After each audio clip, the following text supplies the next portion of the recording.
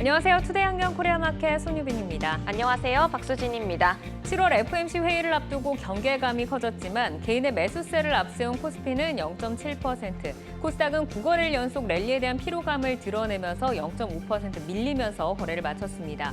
이번 주에는 27일에 삼성전자의 2분기 실적 확정치가 발표가 되고 SK하이닉스와 현대차 이런 주요 기업들의 실적 발표가 집중이 되어 있기 때문에 또 실적 재료에 대한 관심이 높아지고 있는데 오늘 관련 종목들 흐름은 어땠나요? 네, 글로벌 반도체사인 TSMC의 2분기 실적 부진 소식으로 삼성전자와 SK하이닉스 2분기 실적 발표에 더욱 관심이 쏠리고 있습니다. 삼성전자는 강보합, SK하이닉스는 1% 가까운 하락으로 마감했습니다.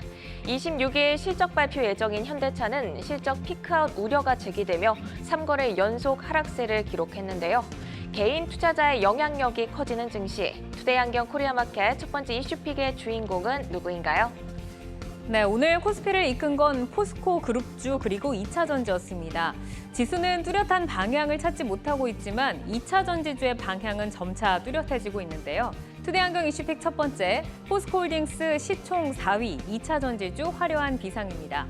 포스코홀딩스가 오늘 급등을 하면서 코스피 시총 4위로 올라섰습니다. 지난주 8위로 올라선 데 이어서 오늘 무려 4계단이나 뛰어 올랐는데요. 포스코 인터내셔널, 포스코 스틸리온, 포스코 퓨처엠까지 모두 급등을 하면서 강한 에너지를 분출을 했습니다. 포스코 그룹주뿐만 아니라 셀 업체부터 소재 그리고 장비주까지 2차전지주 고른 상승세를 보여줬죠.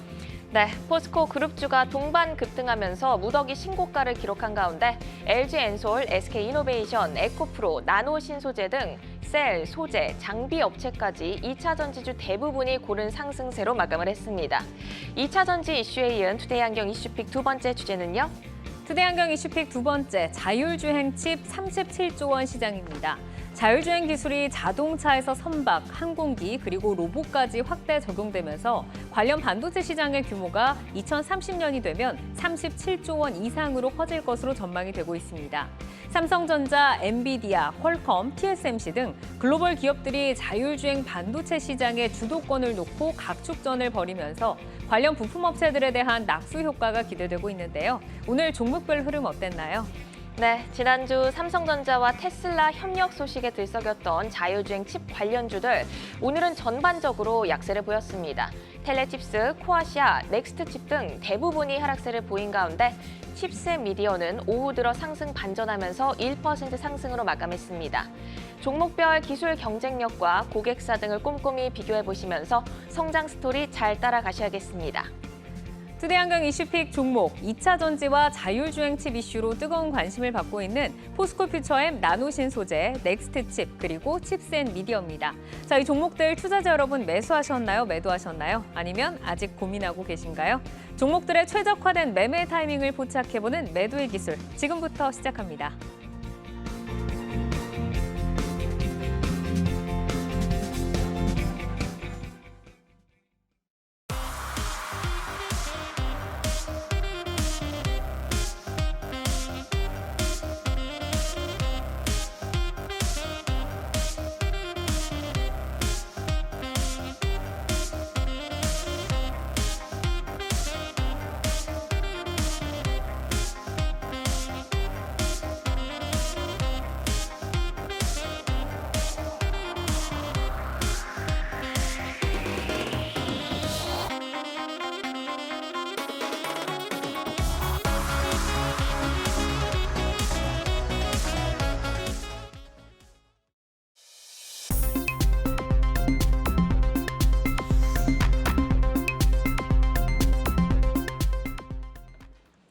종목별 최적화된 매매 타이밍을 포착해보는 매도의 기술, 투데이안경 이슈픽 첫 번째, 포스코홀딩스 시총 4위, 2차전지주 화려한 비상입니다.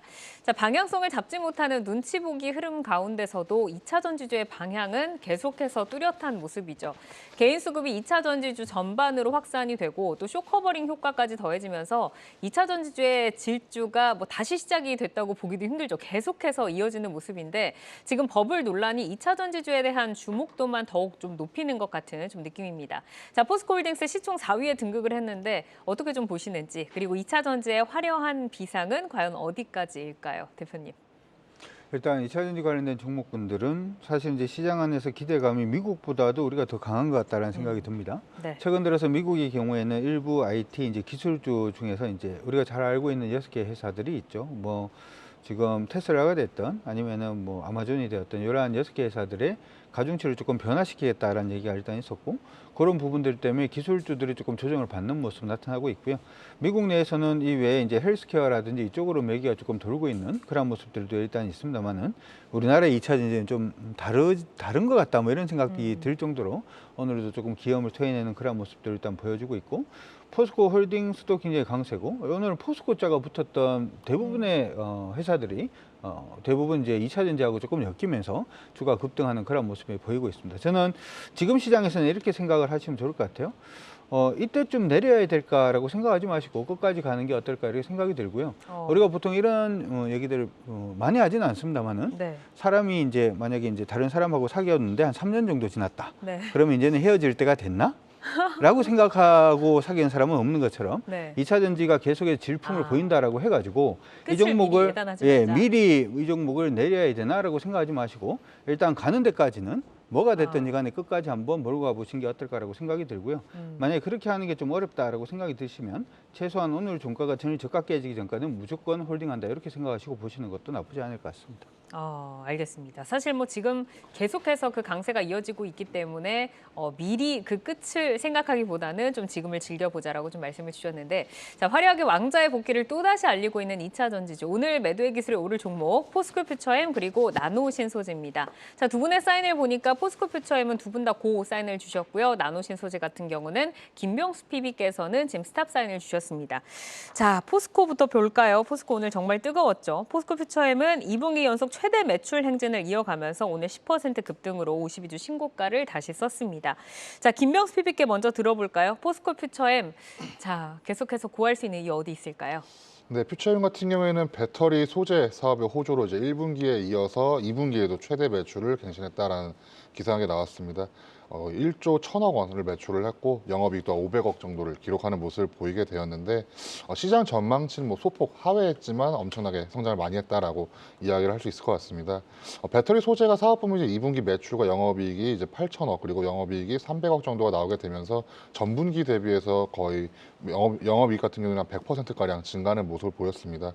하지만 응급제 매출이 조금 수요가 저함으로써 조금 감소하게 됐는데, 이 부분은 이제 공장 가동률의 상승으로 수익성은 개선됐다라는 이야기가 나오고 있어서 충분히 양극재 쪽에서 충분히 메울 수가 있고, 그리고 앞으로도 매출이 계속 높아질 수 있는 가능성이 크기 때문에 앞으로도 좀 긍정적으로 볼 필요가 있지 않을까라고 말씀을 드려보겠습니다. 네, 자, 강준혁 파트너께서도 고사인을 주셨는데, 포스코 퓨처엠이 이제 포스코 그룹 가운데서는 배터리 소재를 생산을 하면서 최전방의 역할을 맡고 있습니다. 이제 올해 상반기까지 누적 수주가 100조 원 규모고, 방금 말씀을 주신 것처럼 앞으로 좋을 거다라고 하셨는데, 뭐 현재 증설도 진행 중이고 또 그룹 내에서 또 수직 계열화 장점이 또 있잖아요. 그래서 추가 수주에 대한 기대감도 있던데 하반기 좀 어떻게 전망을 하고 계실까요? 사실 이제 하반기뿐만 아니고 이제 계속해서 이제 이 전기차 부분의 시장도 계속해서 좀 커질 수가 있을 것 같고, 미국 내에서의 어떤 태양광이라든지 풍력 시장이 또 좋아지기 시작을 하면 네.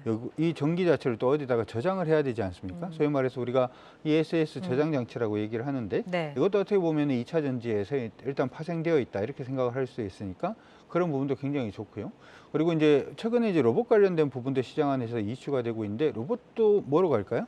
2차 전지로 그렇죠. 가죠. 전기선을 충전해야 끊어서 가진 않을 네. 거니까. 심지어는 요즘 청소기들도 예전에는 이렇게 연결해서 맞아요. 막 이렇게 선 돌려가면서 했다면, 지금은 거기도 다 2차 전지가 들어가고, 심지어 요즘 뭐 흡연하시는 분들도 옛날에는 그냥 전자담배. 흡연을 한다라고 하지만 요즘은 전자담배 거기도 2차 전지가 들어가기 때문에 사실 2차 전지의 시장 자체는 무궁무진하다 이렇게 봐줄 수가 있을 것 같고, 그리고 전기차 관련돼서 굉장히 이제 많이 얘기들을 하다 보니까 이미 전기차 시장이 다 온 거 아닌가 이렇게 생각하실 수도 있습니다만은, 미국 내 전기차 침투율은 6%밖에 안 됩니다. 그러면 지금 94%가 지금 남아 있기 때문에 네. 이게 단순히 올 하반기라든지 내년이 어떻게 될까의 문제가 아니라 향후에 지속적으로 그래도 성장할 가능성이 높은 쪽으로 여러분들 봐주시는 게 좋을 것 같고요. 포스코 퓨처엠 같은 경우에는 이런 쪽이 어떻게 보면 가장 큰 강점이 있는 회사가 아닌가 이렇게 생각이 듭니다. 이미 양극재 부분에서는 전기차 100만 대 분의 이제 소재를 이제 저장을 한다든지 생산할 수 있는 그러한 부분을 일단 만들어놨기 때문에 100만 대라고 하면 굉장히 큰 수치거든요. 그렇기 네. 때문에 이러한 부분들 일단은 전기 자동차의 대량 생산에 있어서도 미리 준비가 되어 있다 이렇게 봐줄 수가 있을 것 같고요. 양극재 기술은 굉장히 많은 기술들이 있습니다. 시장 안에서 NCM이라든지 아니면은 NCMA라든지 NCA 뭐 이렇게 좀 어려운 뭐 사실은 이게 어떻게 보면 NCM 같은 경우에는 N이 니켈, 그 다음에 C는 코발트, 뭐 M은 망간 뭐 이렇게 될 건데 네. 이런 부분에 대부분 양극재를 다 생산하고 있다는 것도 굉장히 큰 강점이다라고 볼 수가 있을 것 같고요.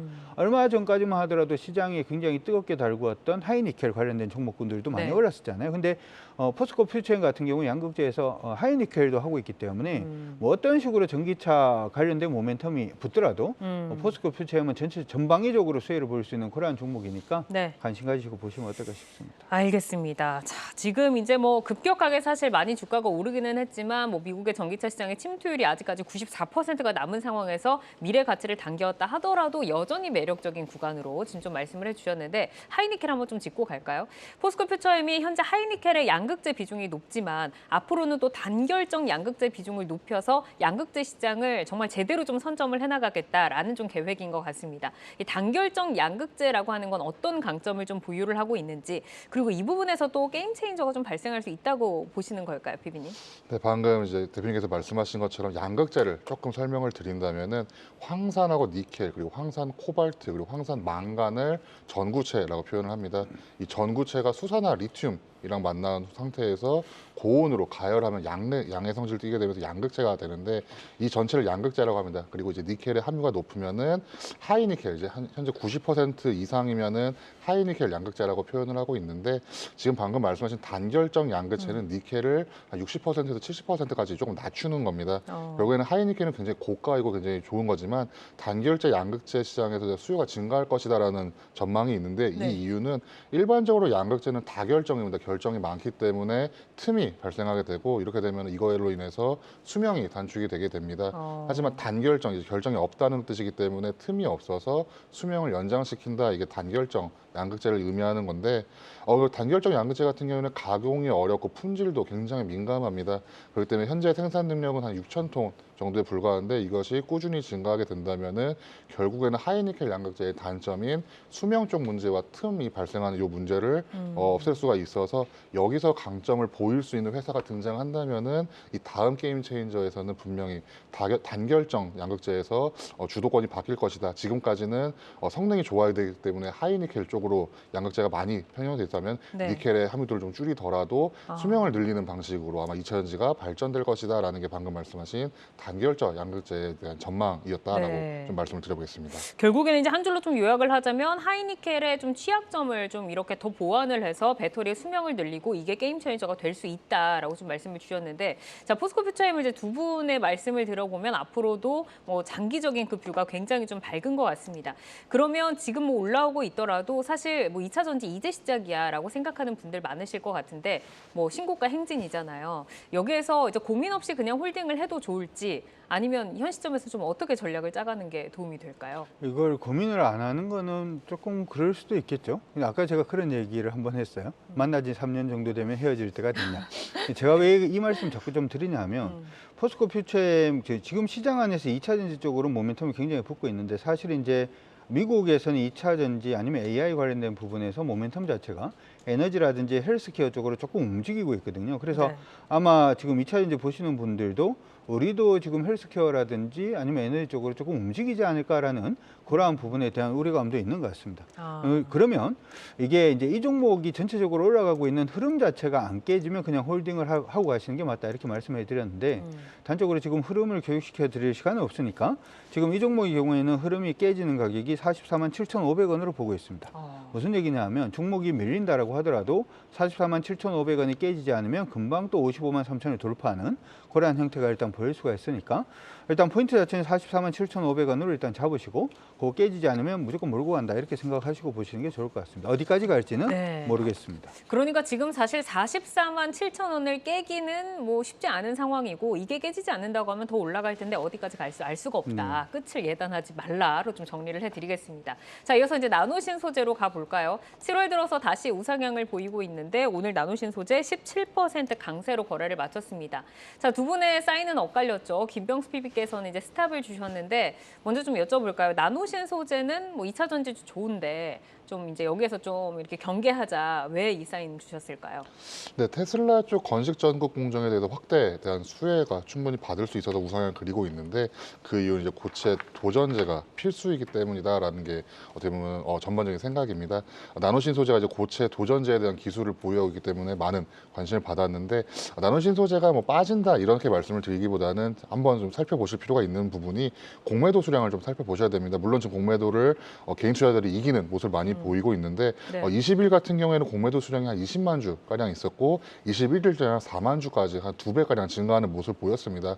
결국에는 이제 기관 투자자나 외국인 투자자들이 지금 주가가 급하게 많이 올랐다라고 판단을 한 결과이기 때문에 공매도 수량을 분명히 한번 살펴보시고 앞으로의 이 호재가 충분히 이어질 수 있는 것인지를 살펴보실 필요가 있다라고 좀 말씀을 드려보겠습니다. 그러니까 공매도 수량으로 인해서 조금 리스크 관리 좀 측면에 이제 사인을 주셨다라는 말씀인데 강준혁 파트너께서는 역시 고 사인 주셨습니다. 네. 이유 들어볼까요? 일단 공매도 부분이 문제가 되는 건 항상 맞습니다. 시장에 대한 투자 심리라든지 조금 불안해지는 그러한 부분은 만들어 줄 수는 있습니다만은 방금 이제 PB님께서도 말씀해 주신 것처럼 최근에 2차 전지에서는 공매도의 어떤 세력들이 굉장히 당황하는 그쵸. 그러한 모습들이 좀 많이 보였기 때문에 이번에도 그런 부분을 조금 기대할 수 있지 않을까라는 생각은 하고 있고요.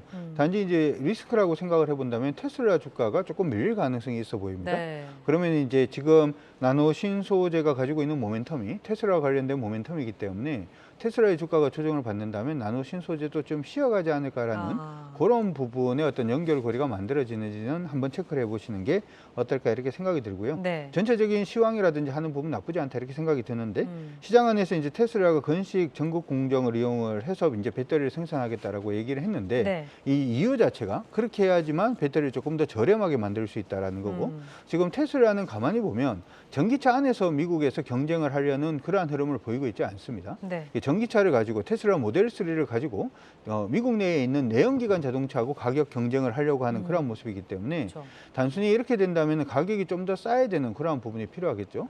예를 들어서 기아의 니로 전기차 같은 경우에 4천만에서 5천만 정도 하는데 K9 우리 세단 있지 않습니까? 네. 그게 한 4천만 원 정도밖에 안 하거든요. 그러니까 전기차가 굉장히 비싸다라는 건 아마 인식을 하고 있을 것 같고 그럼 모델 3 가격을 어떻게 낮춰야지만 경쟁력이 있을 까라고 생각을 해보면 배터리 가격을 낮추는 수밖에 없고 그렇게 생각을 해본다면 만약에 그런 식으로 이제 테슬라가 전략을 짠다면은 나노 신소재가 갈 수 있는 길 자체는 굉장히 좀 넓고 그리고 테슬라가 이러한 부분을 시행을 한다면 다른 전기차 업체들도 당연히 따라올 가능성이 높다는 점을 생각을 해본다면 단순히 그냥 지금 뭐 주가는 박스로 움직일 가능성도 보이고 공매도도 있고 뭐 여러 가지 문제들이 있습니다만은 조금 더 긍정적으로 보시는 게 맞지 않을까 싶습니다. 네, 그러니까 결국에는 이제 실리콘 응급제가 확대될 것이다라는 네. 좀 말씀이신데 이제 지금 테슬라의 주가가 사실 지난주 말부터 조금 조정을 받고 있기 때문에 나노신 소재도 그런 부분에서는 약간 조정을 받을 수도 있다라고 좀 말씀을 주셨습니다. 자, 나노신 소재 그 실적을 조금 보면은 지난해 실적이 이제 점프업을 하면서 실적 상승에 대한 기대감도 좀 이어지고 있는 것 같은데 올해 실적 성장에 대한 추이를 한번 PB님께 들어볼까요? 네, 지난해 실적은 굉장히 좋아졌습니다. 매출 같은 경우에는 한 799억, 800억이 나왔고 영업이익도 한 168억 정도가 나오면서 매출은 한 30% 그리고 영업이익은 거의 200% 가까이 급등하는 모습을 보였습니다. 마찬가지로 이제 2분기 매출을 좀 본다면 전년 동기 대비 매출도 한 27%가량 증가할 거고 영업이익도 한 17%가량 증가하는 모습을 보일 거기 때문에 실적에 대해서는 아무도 의심을 하지 않을 수 있지만 제가 말씀드리는 거는 너무 급하게 오른 감이 있기 때문에라고 말씀을 먼저 다시 드리면서 결국에는 테슬라 쪽 호재가 충분히 이어진다면 2차 전지 업황이 이제 순환매가 돌아가게 되면서 나노신 소재도 충분히 주가가 더 상승할 수 있지 않을까라고 생각을 하고 있습니다. 네. 자, 나노신 소재가 올해 들어서만 이제 주가 상승을 보니까 130% 이상 상승을 했습니다. 뭐 4월 고점에 잡으신 분들만 아니면 이미 보유하신 분들은 다 수익권에 지금 들어서셨는데 뭐 4월 고점도 이제는 뭐 얼마 남지 않은 모습이고 주요 이평선들 다시 좀 저점을 높여가고 있는데 이 시점에서 이제 우선 홀딩 사인 주셨잖아요. 강준혁 파트너께서는 가격적인 전략 어떻게 좀 짜주시겠어요? 어떻게 우리 매도의 기술 방송은 굉장히 포용력이라든지 하는 부분이 좀 큰 것 같아요. 항상 우리가 매도할 때 기억을 하는 게 나노신 소재는 193,700원에 매수하신 분을 우리가 항상 기억을 하고 있으니까. 네.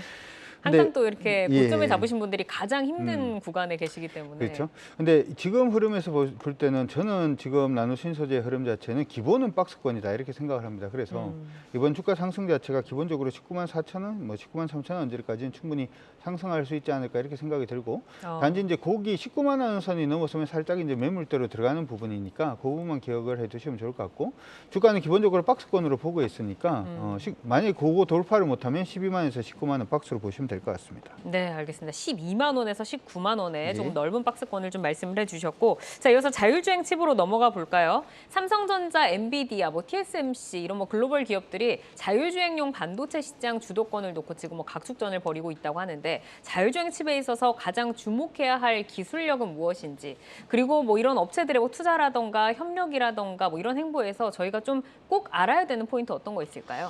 네, 자율주행 기술이 이제 자동차에서 선박, 항공기, 로봇까지도 이제 확대되고 있다. 그래서 시장 규모가 37조 원까지도 간다라는 이해가 있습니다. 모빌리티 전반에서 이제 서버와 센서 등의 데이터를 주고받는 거에 반도체 칩이 굉장히 중요하다라는 의미도 이해할 수 있을 필요가 있는데 자율주행 차 같은 경우에는 반도체 탑재량이 거의 10배 이상 증가할 것이다라는 이야기가 나오고 있습니다. 대당 한 2,000개 이상의 반도체가 들어갈 수 있다라는 이야기가 나오고 있는데 결국에는 시스템 반도체 상황에서도 결국에 인공지능, 즉 AI 반도체 쪽 이런 설계 능력이 굉장히 중요하지 않을까. 그렇기 때문에 자율주행 반도체 생산업체라든지 설계업체들을 살펴보실 필요가 있다라고 좀 짧게 말씀을 드려보겠습니다. 네. 자, 글로벌 빅테크 기업들의 주도권 선점 경쟁이 치열한 자율주행 칩. 오늘은 넥스트 칩 그리고 칩셋 미디어를 한번 의견을 여쭤보도록 하겠습니다. 자, 두 분의 신호가 이제 동일한데 종목에는 지금 다른 신호가 켜졌습니다. 넥스트 칩은 스탑, 칩셋 미디어는 고라는 사인이 들어왔는데 김명수 PP께 먼저 좀 여쭤볼까요? 넥스트 칩 스탑 주신 이유 어디 있을까요? 네, 국내 자동차 센서 시장의 확대는 필연적인 결과라고 할 수 있습니다. 그리고 성능도 굉장히 좋아지고 있고 고성능화에 대한 수요도 굉장히 커질 겁니다. 그렇기 때문에 이 업종에서 수요는 굉장히 증가하고 성장세도 아마 기대가 되고 있지만 하지만 이 넥스트 칩이라는 이 종목에 대해서는 영업이익 관련돼서는 좀 적자가 지속되고 있기 때문에 흑자 전환 시기가 조금 요원하지 않나라고 생각을 하고 있어서 지금 주가 상승 또는 이제 뭐 횡보 움직임이 좀 길어지지 않을까라고 좀 생각을 하고 있습니다. 아, 결국에는 실적이 좀 아직까지 좀 멀었다. 자, 강준혁 파트너께서도 스탑 사인을 주셨는데 넥스트 칩이 그 ADAS라는 첨단 운전자 보조 시스템 뭐 이런 알고리즘을 탑재한 칩을 자체 기술로 생산을 하는 국내 유일의 팹리스 업체로 이제 꼽히고 있는 업체입니다. 자, 자율주행 칩 시장 확대에 따라서 이익 가시화에는 지금 PB님께서는 좀 오래 걸릴 것 같다라고 좀 말씀 주셨는데 대표님 의견 어떠세요? 저는 사실 이제 우리 자율주행 관련된 반도체 관련된 우리 팹리스 업체들한테는 그다지 큰 점수를 주고 있지는 않습니다. 왜 그런 말씀을 드리냐면 세계 이제 유수의 이제 자동차 반도체 부분을 이제 개발하려고 하는 데가 테슬라 같은 경우에는 테슬라가 스스로 이제 칩을 만들려고 네. 하는 그런 모습이 일단 있었고 이전에 자동차용 반도체 시장 자체가 쇼티지가 좀 많이 났을 때도 테슬라만 괜찮았다라고 했던 부분이 테슬라가 만들었던 스스로 설계했던 반도체 칩은 지금 테슬라 자동차에 들어가는 부분이 한 5개 정도밖에 안 들어가는데 보통 자동차 딴 데다가 이제 외주를 주고 했는 데는 거기에서 필요한 반도체를 이렇게 사서 조합을 하다 보니까 120개씩 들어갔거든요. 그러다 보니까 쇼티지가 이제 크게 났던 부분이고 네. 그래서 많은 이제 자동차 회사들이 스스로 지금 반도체 칩을 하겠다라고 얘기를 지금 하고 있죠. 현대차도 그걸 하겠다라고 얘기를 하는데 그걸 하겠다라고 얘기하는 것은 가만히 생각을 해보면 반도체를 생산하겠다라는 얘기는 아니에요. 설계를 하겠다. 자기네들 자동차에 최적화된 반도체 칩을 설계를 하겠다라는 얘기이기 때문에 그렇게 생각을 해보면 팹리스 업체들의 수혜 자체는 저는 좀 제한적이지 않나 이렇게 생각을 하고 있고요. 그런 의미에서 전 아까 이제 말씀하실 때 실적 확인까지 조금 시간이 걸릴 것 같다 이렇게 말씀해 주셨는데 저는 실적 확인이 조금 진짜 확인이 되기 전까지는 일단 좀 트레이딩만 하시는 게 어떨까 이렇게 생각을 합니다. 아직까지는 조금 좀 두드릴 공간이 좀 필요하다. 자, 넥스트 칩 이제 주가 보면 1월 저점 대비해서는 이제 110% 이상 올랐습니다. 6개월 이상 보유한 투자자면은 지금 조금 약간 이제 엑시잇에 대한 고민 좀씩 하고 계시지 않을까 싶은데 기존 보유자들이 지금 어떻게 해볼까요, 김명수 PB님? 한 13,000원 선에 대한 지지가 조금 필요하지 않을까라고 생각을 하고 있습니다. 지금 뭐 많이 올랐지만 그도 네. 17,000원에 비해서는 또 많이 빠진 모습을 보이고 있기 때문에 13,000원 선을 조금 보시면 좋을 것 같고 60일선이 지나가는 라인입니다. 이 라인을 좀 살펴보시면 좋을 것 같고 결국에는 앞으로 이제 자율주행 차 그리고 차량 쪽 업종에 어떻게 변화되고 그리고 AI 반도체 시장이 얼만큼 성장세가 있는지도 한번 살펴보실 필요가 있다라고 좀 말씀을 드려보겠습니다. 네. 자, 이어서 이제 칩셋 미디어로 가보도록 하겠습니다. 두 분 모두 이제 고사인 주셨는데 지난주에 이제 신고가 기록 후에 좀 탄력이 좀 둔화되는 모습이었지만 그래도 오늘 빨간불로 또 이렇게 방향을 돌리면서 거래를 마쳤습니다. 자, 강준혁 파트너께 먼저 들어볼까요? 네. 고사인 주신 이유 어디 있을까요? 아까는 뭐 이쪽에 대해서 그다지 긍정적이지 않다 그러니까요. 이렇게 얘기를 해놔놓고 왜 여기는 칩셋 미디어는 보냐? 좋나요? 네, 왜 그러냐면 항상 그 지금 시대에서 가장 중요한 부분은 지적재산권이 굉장히 중요합니다. 예전에 이제 게임주 같은 경우에도 일부 게임, 그 PC 게임에서 인기가 있었던 지적재산권을 가지고 있던 그 게임주들을 좀 강세를 보였던 것들처럼 아니면은 최근에 웹툰을 이용한 영화라든지 드라마 할 때도 이걸 누가 그 지적재산권, 네. 소위 말해서 IP를 가지고 있느냐가 굉장히 중요했는데 칩셋 미디어 같은 경우에는 자율주행 자동차에서 거의 수혜를 받을 수 있는 중소형주들 중에서는 저는 거의 유일하다 이렇게 생각을 하고 있습니다. 왜냐하면 오.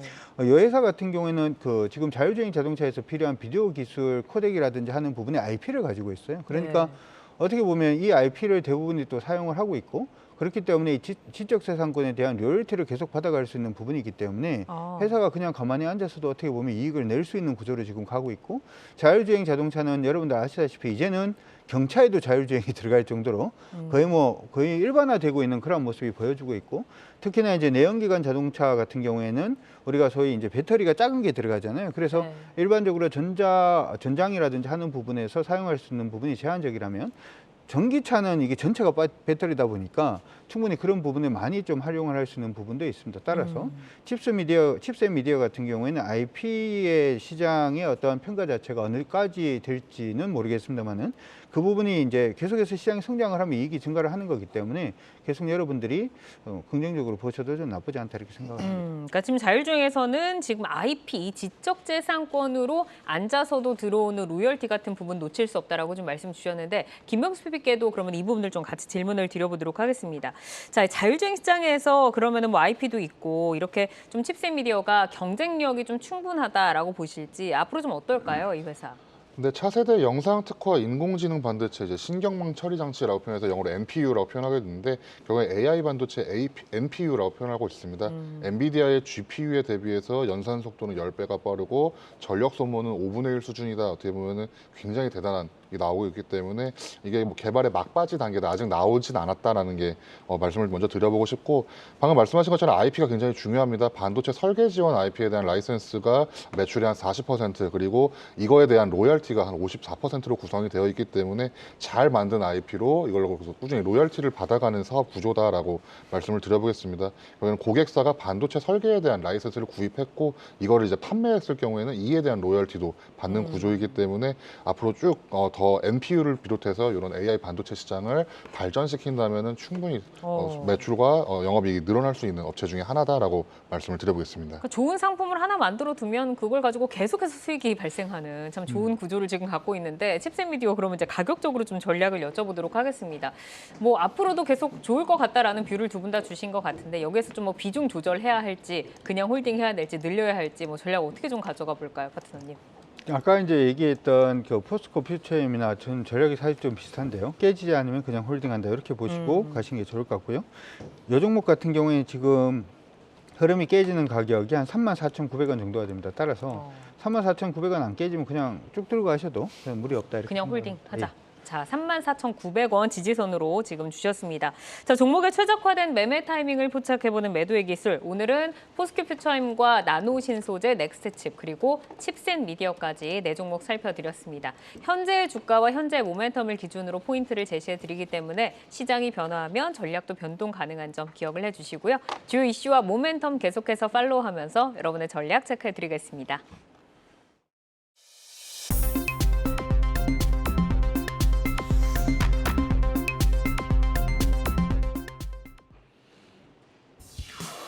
장 마감 후 4시부터 6시까지 진행되는 시간의 투자 리그, 시간의 거래 동향 만나보는 이 시각 시간의 단일가입니다. 정규장 마감 후 오후 4시부터 6시까지 10분 단위로 시간의 단일가 거래가 이뤄지는데요. 시간의 주요 종목 등락률 실시간으로 생생하게 전달해 드리겠습니다. 그럼 이 시각 시간의 단일가 코스피 상승률 상위부터 보겠습니다. 네, 오늘 6% 하락이 나온 마니커 시간에서 8% 강세 보이면서 출발하고 있습니다. 5% 약세 보였던 플레이그램 역시 7% 강세 보이면서 강하게 출발을 하고 있고요. 연마 지석을 제조하는 제일연마 오늘 2% 하락이 나왔지만 시간에서 3% 정도 상승률 보이면서 8,000원 선 지나가고 있습니다. 계속해서 코스닥 상승률 상입니다. UIL 볼까요? 스마트폰 부품 그리고 액세서리를 제조하는 업체입니다. 9% 강세 보이면서 코스닥에서 가장 크게 움직이고 있고요. 뒤를 이어서 제테마 올라와 있습니다. 지난 금요일 52주 신고가를 경신한 보톡스 관련주입니다. 오늘 장 마감 후 보툴리눔 톡신 국내 임상 3상 결과에서 유효성과 안정성을 확인했다는 발표를 했는데요. 이 소식 전해지자 지금 9%대 강세 보이고 있습니다. 또 이거래 연속 상승세 이어가고 있는 듀오뱅 역시 5% 상승 이어갑니다. 이번에는 코스피 하락률 상위 보겠습니다. 네, 티웨이 항공이 코스피에서 가장 많이 하락을 하고 있습니다. 2분기 최대 실적을 달성했다고 장 마감 후에 공시를 했는데요. 시간에서 차익 실현 매물 쏟아지고 있습니다. 3% 넘게 하락을 하고 있고요. 뒤를 이어서 대교가 1.8% 약세 보이고 있고 외 바이오텍 역시 1.4% 하락하고 있습니다. 마지막으로 코스닥 하락률 상위도 볼까요? 네, 비메모리 반도체 설계 업체인 AD칩스 오늘 2% 하락이 나왔는데 시간에서 추가적으로 4% 가까이 밀리고 있습니다. 또 AI 관련주인 JLK 2.7% 하락하면서 36,000원 선 지나가고 있고요. 신규 상장주인 뷰티스킨 2% 넘게 하락하면서 31,750원의 거래 이어지고 있습니다. 센서뷰 오늘 19% 급락이 나왔는데요. 상장 첫날 이후 계속 하락하고 있습니다. 3거래 연속 하락하고 있는데 시간에서도 2% 가까이 더 밀리고 있습니다. 이렇게 이 시각 시간의 단일가 살펴봤는데요. 시간의 단일가 매매는 오후 6시까지 10분 단위로 매매가 체결됩니다. 모멘텀과 거래량 등 꼼꼼히 살펴보시고 시간에서도 성투 전략 세워가시길 바랍니다. 시간의 단일가 거래 동향, 잠시 후 시간의 단일가 특징주를 통해서도 확인하실 수 있습니다.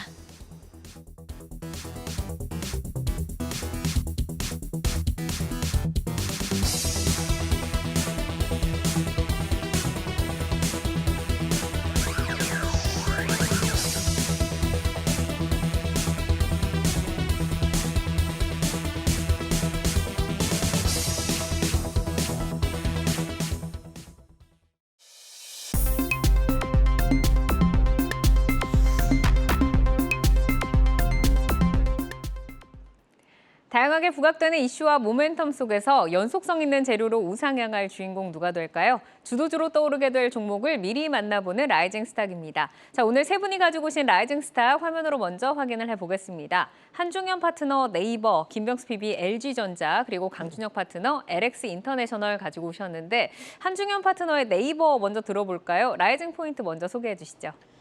네, 라이징 포인트는 이제 일정은 눈앞에, 실적은 바닥에.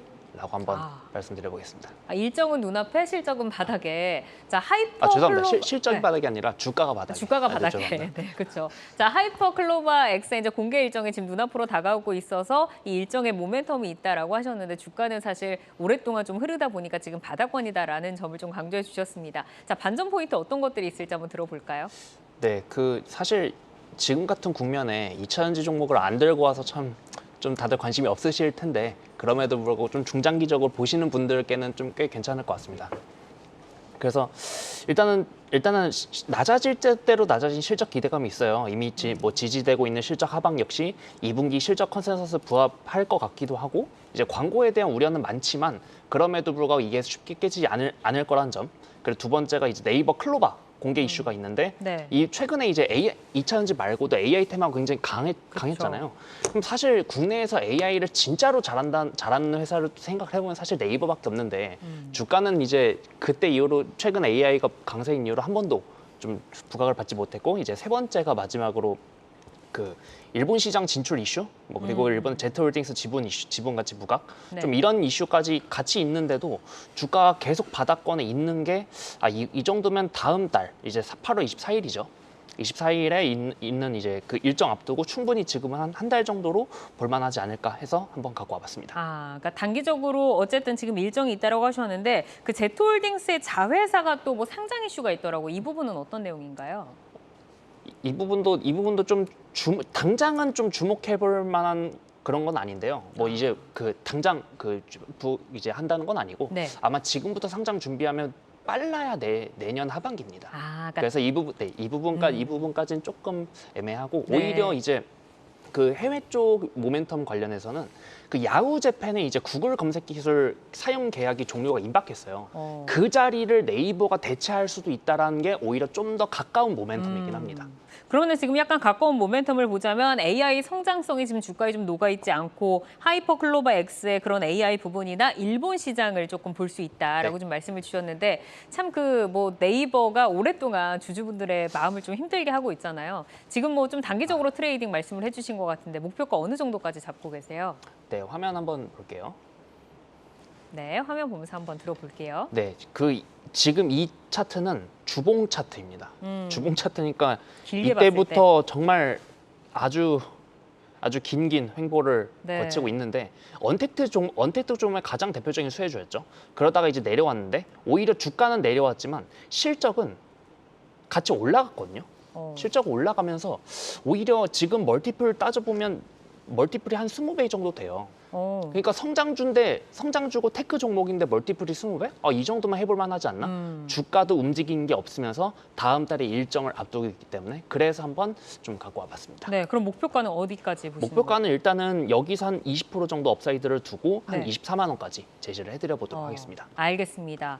자, 지금 실적이 올라가는데도 불구하고 지금 주가가 내려왔다. 여기서 20% 정도의 룸을 좀 보자라고 말씀을 주셨고, 자, 이어서 김병수 PB의 라이징 스탁 LG전자 보도록 하겠습니다. LG전자 지금 어떤 포인트 좀 눈여겨볼까요? 네, LG전자 같은 경우에는 기존의 가전이 아니라 이제 전장 사업을 살펴보시면 좋을 것 같습니다. 7년 만에 이제 흑자 전환 그리고 고성장세가 기대된다는 얘기가 있고, 그리고 LG 그룹 차원에서 전기차 충전 사업이 있는데 전 세계적으로 연평균 30%가량 성장이 기대되고 있기 때문에 LG전자도 이 부분에서 굉장히 잘할 수 있지 않을까라고 네. 생각하고 있습니다. LG전자 참 그 전장 사업에 진심인 또 회사죠. 자, 그러면은 이제 성장 스토리가 어떻게 좀 들어갈지 한번 들어볼까요? 네, 상반기에 LG전자 같은 경우에는 매출이 40조 원을 넘겼고 영업이익도 2조 원을 넘기게 되면서 영업이익 이제 삼성전자를 추월했다라는 이야기가 나왔습니다.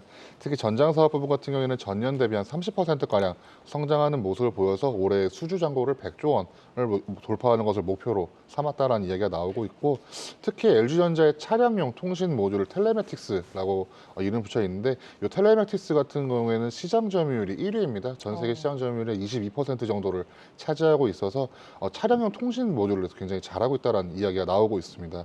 특히 그 전장 사업을 얘기하는 게 이제 VS 사업부인데 올해 매출이 한 11조 원 가량이 나올 거고 영업이익을 한 3천억 원 정도로 예상하고 있습니다. 전년 동기 대비로는 영업 매출 같은 경우에는 한 29% 그리고 영업이익은 한 100%가량 넘어갈 것이다라고 이야기가 나오고 있고, 네. 지금까지는 전장 사업부였고 이제 다시 한번 전기차 충전 쪽을 말씀을 드려본다면은 미국에다가 이제 해외 첫 전기차 충전 시설을 설립을 검토하고 있습니다.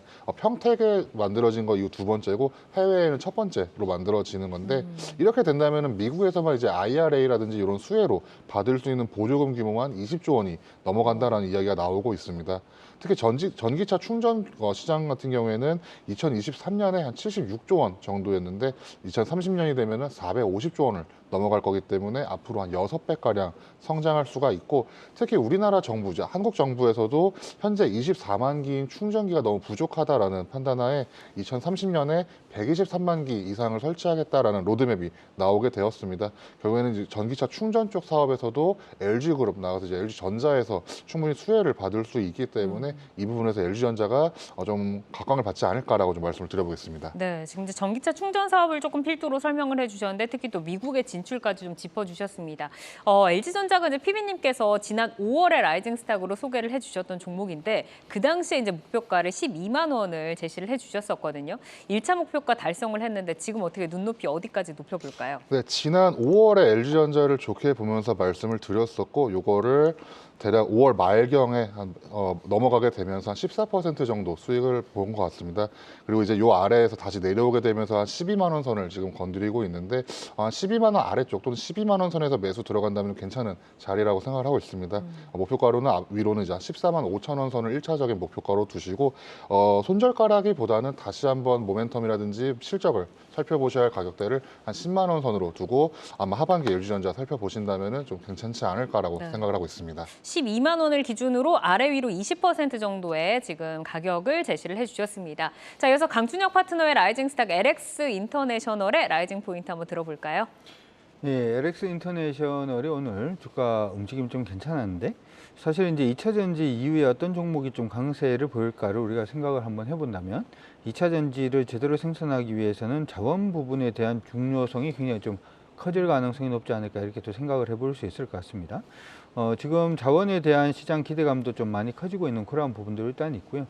단순히 이제 우리가 히토리라가 됐던 하는 부분 자체가 단순히 그 2차 전지에만 들어가는 건 아니죠. 태양광이라든지 풍력 부분에도 일단 들어갈 수가 있다는 점. 그리고 이제 어떻게 보면 우리가 지금 없애야 되는 이제 그 소위 말하는 이산화탄소를 배출하는 이러한 자원들의 성장세도 다시금 좀 보여주고 있기 때문에 LX 인터내셔널이 전방위적인 어떤 자원의 어떤 중요성이 좀 부각이 되면서 주가가 단기적으로 조금 더 급등할 가능성이 있지 않을까라고 생각을 하고 있습니다. 네, 그러니까 2차 전지 이후에 과연 시장은 어떤 섹터에 주목을 할까라고 봤을 때 이 원자재의 중요성을 무시를 할 수가 없고 2차 전지뿐만 아니라 친환경까지도 좀 주목을 받을 것이다라고 말씀을 주셨는데 저희 그러면은 가격을 어디까지 높여볼 수 있을지 한번 전략 들어볼까요? 예, 지금 LX 인터내셔널의 주가 움직임 자체는 이전에 이제 고점 치고 난 다음에 주가가 이렇게 좀 조정을 받아주는 모습이 일단 있었고 현재로서는 거의 뭐 박스 정도로 움직임을 보여주고 있는 게 아닌가 이렇게 생각을 합니다. 박스권 하단에서 지금 상단으로 치고 올라가고 있는 그런 모습을 보여주고 있기 때문에 박스권 상단인 가격권 5만 원 언저리까지는 충분히 상승 가능하지 않나 이렇게 생각을 하고 있고요. 손절 가격은 32,800원 제시해 드리도록 하겠습니다. 네, 52주 최고가 49,000원을 넘어서서 목표가 5만 원 제시를 해주셨습니다. 자, 투데이항공 코리아마켓 라이징 스탁 오늘은 한충현 파트너의 네이버, 김병수 PB의 LG전자, 그리고 강준혁 파트너의 LX 인터내셔널까지 만나봤는데요. 내용들 잘 참고를 해보시기를 바라겠습니다. 함께해 주신 김병수 DB금융투자 잠실지점 PB, 강준혁 와우넷 파트너 여기서 인사드리겠습니다. 고맙습니다. 고맙습니다. 시간의 단일가 거래 속 특징주들을 따라가보는 시간의 단일가 특징주 탑5입니다. 시간의 단일가 거래는 내일장까지 연결돼 움직이는 종목들이 많은데요. 오늘 함께 하시면서 매매 전략에 잘 활용해 나가시길 바랍니다. 그럼 특징주 5위부터 확인하겠습니다. 포스코 DX인데요. 투자 경고 종목 지정에도 장 초반부터 상승세를 보였습니다. 오늘 7% 상승했는데 시간에서 1.4% 상승하고 있네요. 4위 종목은 동훈 아나텍입니다. 반도체 팬믹스 기업이죠. 매매 거래 정지가 해제됐지만 24% 급락이 오늘 나왔습니다. 시간내 거래에서 반발 매수세 들어오고 있는데요. 1.7% 상승하고 있습니다. 3위는 생물 정보 분석 전문업체 지니너스입니다. 인공지능 신약 개발사로서 자체 개발 플랫폼의 가치가 입증할 시기가 임박하면서 주목을 받고 있습니다. 지난 금요일 22% 급등이 나왔고요. 오늘 1% 강세로 마감했는데 시간에서도 강세 이어가고 있습니다. 4% 상승하고 있습니다. 2위는 폴라리스 오피스입니다. 3거래 연속 상승하고 있습니다. 외국인과 기관의 수급도 양호한데요. 오늘 3% 강세로 마감을 했고 시간에서도 빨간불 켜지고 있습니다. 3% 상승하고 있습니다. 대망의 1위 종목은 신테카 바이오입니다. 유전자 분석 관련 바이오 벤처 업체로 오늘 52주 신고가를 경신했습니다. 지난 금요일 상한가 이후 오늘도 11% 강세를 보였는데요. 시간에서도 강한 모습 보여주고 있습니다. 3% 가까이 상승하고 있습니다. 네, 그럼 특징주 4위 동훈 아나텍 보겠습니다. 최근 타액 당 측정기 개발 모멘텀이 부각되면서 급등세를 보이다가 지난 20일 매매 거래 정지 후 21일 거래를 재개했는데요. 여전히 투자 위험 종목으로 지정돼 있습니다. 거래가 재개된 지난 금요일은 보합이었는데 오늘 24%대 급락세가 나왔지만 시간에서 1.7% 다시 상승을 하고 있습니다. 향후 주가 전망 어떻게 보실까요? 네, 동훈 아나텍 말씀드리겠습니다. 오늘 사실 동훈 아나텍 말고도 좀 말씀드리고 싶은 종목들이 되게 많았는데 그래도 이제 좀 많이 하락을 했기 때문에 좀 건드려 보는 게 맞지 않을까 싶어서 좀 갖고 와봤습니다.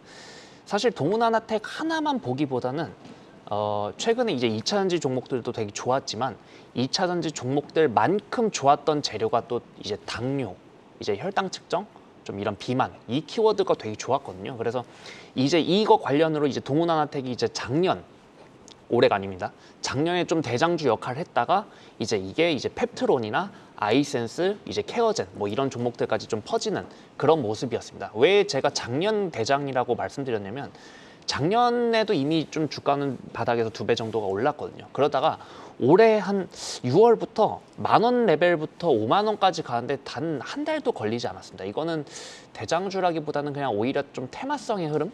좀 그렇게 보시는 게 맞는 것 같고, 당연히 지금 주가는 그 밸류에이션 관점으로 절대 따질 수는 없는 그런 종목입니다. 오히려 지금 이제 많이 오늘 한 24% 정도 급락을 했다가 좀 시간에서 조금 반등이 나왔지만 이 반등으로 이제부터 다시 정고점 가고 여기서 5만 원, 10만 원 날아갈 거야 이렇게 생각하시기보다는 비만이나 당뇨 이제 키워드가 있는 종목들 중에서 최대한 덜 오른 종목들 위주로 좀 보시면 좋을 것 같아요. 가장 대표적인 게 제가 지난주 이제 다른 방송에서 말씀드렸지만 인벤티지랩입니다. 그 종목이 이제 펩트론이랑 똑같은 아이템을 갖고 있는데 펩트론에 비해서 굉장히 좀 저평가되어 있는 그런 구간이거든요. 그리고 이번 달 말에 이제 그 상장 이후 최초로 NDR도 진행하니까 오히려 이제 그 인벤티지랩을 같이 좀 보시면 좋지 않을까. 동훈아나텍보다는 좀 이렇게 한번 말씀을 드려보겠습니다. 네, 이어서 시간의 단일가 특징주 5위 포스코 DX도 보겠습니다. 투자 경고 종목 지정에도 포스코 그룹주와 동반 급등하면서 에너지를 분출하고 있습니다. 어디까지 에너지 이어갈 수 있을까요? 그 포스코 DX라고 하면 이제 조금 생소하실 수도 있는데 포스코 DX가 사실 포스코 ICT에서 이제 사명을 변경한 거거든요. 그러니까 이제 포스코 그룹주들의 이제 SI 업체인 거죠. 근데 이제 통상적으로 이제 어떤 특정 이제 대기업의 그룹주들이 다 같이 오를 때 SI 업체까지 오르면 그 그룹주들은 거의 끝물이긴 합니다. 역사적으로. 물론 이제 포스코 DX가 여기서 이제 10만 원이 될지 20만 원이 될지 그런 것까지는 모르겠지만 어쨌든 좀 과거에 그런 패턴을 보였는데, 물론 이제 최근에 좀 좋은 호재 이슈도 있었습니다. 이제 그 코스닥, 지금 현재 코스닥에 있는데 코스피로 이전 상장이 될 거다. 그러면 지금 코스닥에서 좀 쳤던 이제 공매도들이 다 거쳐야 되니까 그럼 이 부분 쇼트 커버링 나올까? 이 부분도 있었고 2분기 실적도 되게 좋을 거다. 되게 좋았다. 실제로 되게 좋았거든요. 그래서 이 부분에 대해서 좀 이슈가 있었지만 어쨌든 포스코 DX 역시 방금 말씀드린 동훈아나텍과 마찬가지로 밸류에이션 매력은 없습니다. 굉장히 비싼 종목이고요. 오히려 그런 포스코 그룹주 안에서 뭘 봐야 될까 하면 사실 저는 포스코 홀딩스를 계속 말씀드리고 싶어요. 이 부분 포스코 홀딩스는 지난주에도 제가 여기 방송 나와서 지금도 더 갈 수 있습니다라고 말씀드렸는데 아직도 밸류에이션 관점으로 보면 충분히 100만 원까지도 업사이드가 남아 있어 보여서 오히려 포스코 DX를 보느니 차라리 포스코 홀딩스를 보시는 게 어떨까, 좀 그렇게 말씀을 드려보겠습니다. 네, 이어서 오늘 장 특징주로 TCC 스틸 보겠습니다. 2차 전지 케이스 업체로 거침없는 고공 행진으로 오늘 52주 신고가를 다시 썼습니다. 신고가 이후의 흐름은 어떻게 예상하실까요?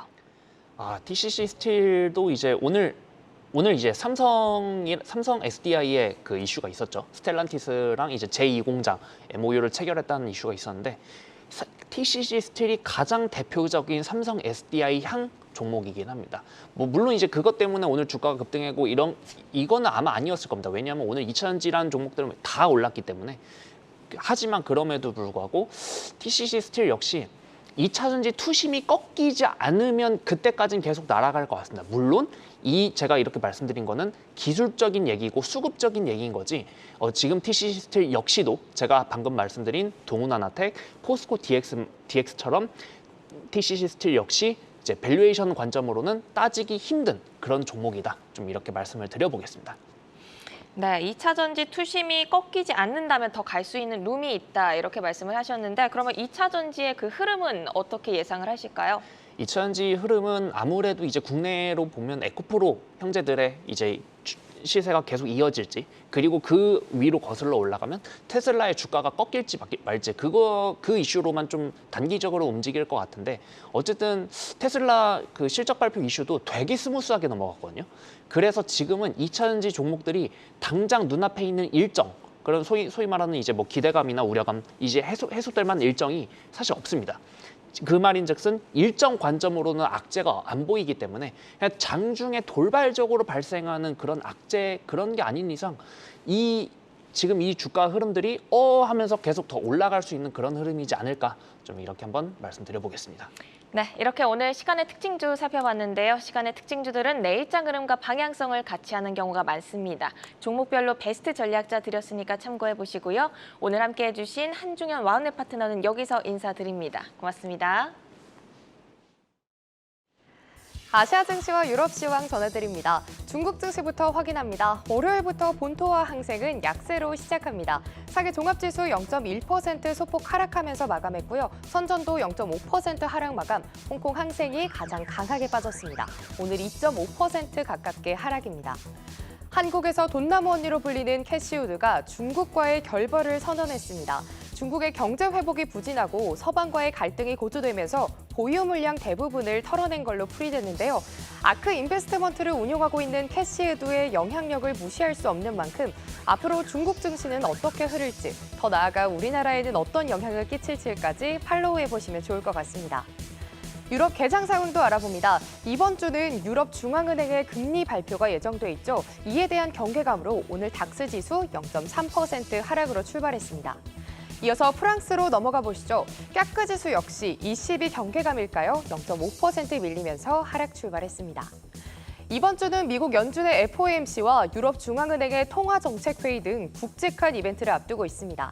오는 27일 개최되는 FOMC는 금리 0.25% 인상, 그러니까 베이비 스텝이 거의 확실시 됐는데요. 관건은 추가 금리 인상 여부와 금리 인하 시점에 대한 언급이니 체크해 보시기 바랍니다. 지금까지 시황센터 이마영이었습니다.